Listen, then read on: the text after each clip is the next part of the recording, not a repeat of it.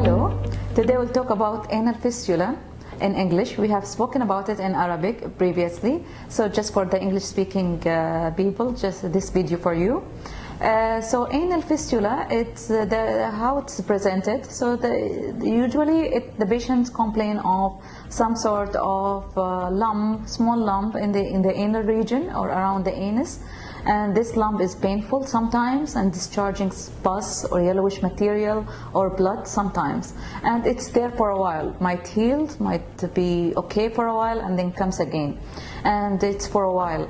So why it's presented in this way? So basically it is a connection between outside the anus, the skin around it, and inside the anal canal itself.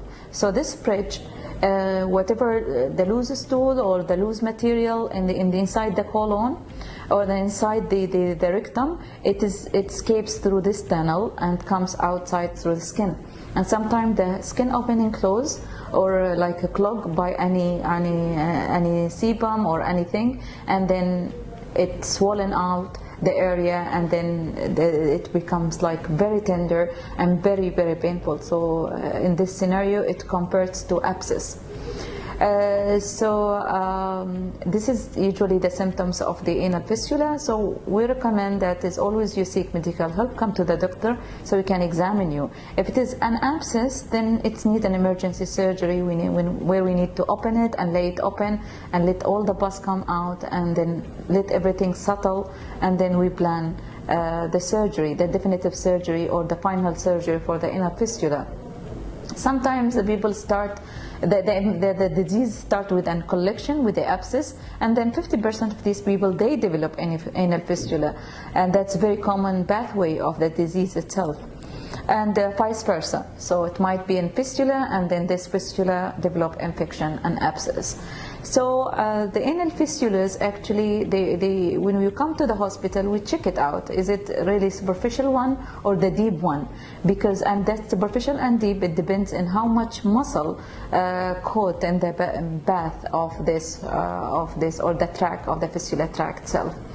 We have an internal sphincters around the anus and external sphincters. This sphincters is responsible for our control of passing motion and gases as well.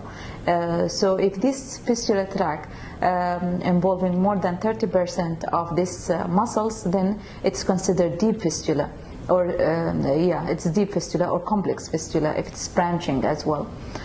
While if it is less than this, then it is a superficial one. Well, each one of them needs surgical procedure or operation, and each one has different surgery. In general, anal fistula can be treated only by surgical approach. There is no medication or an ointment can resolve the anal fistula.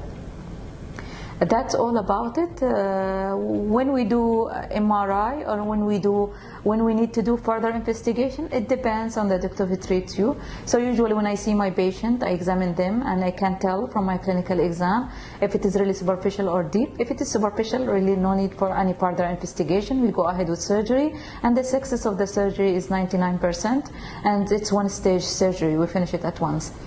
If it is deeper one, that's different story. Then we need to go for further imaging, like and do MRI, magnetic resonant imaging, and then we decide regarding the surgery. Sometimes we do them stage surgery, that we do the first stage, and then after a while we do the second stage to come up with the least complication, not to injure the sphincter around the area. That's in general about it, brief about anal fistula. If you have any queries or you wanted to book an appointment, please follow the numbers mentioned in the page. Thank you.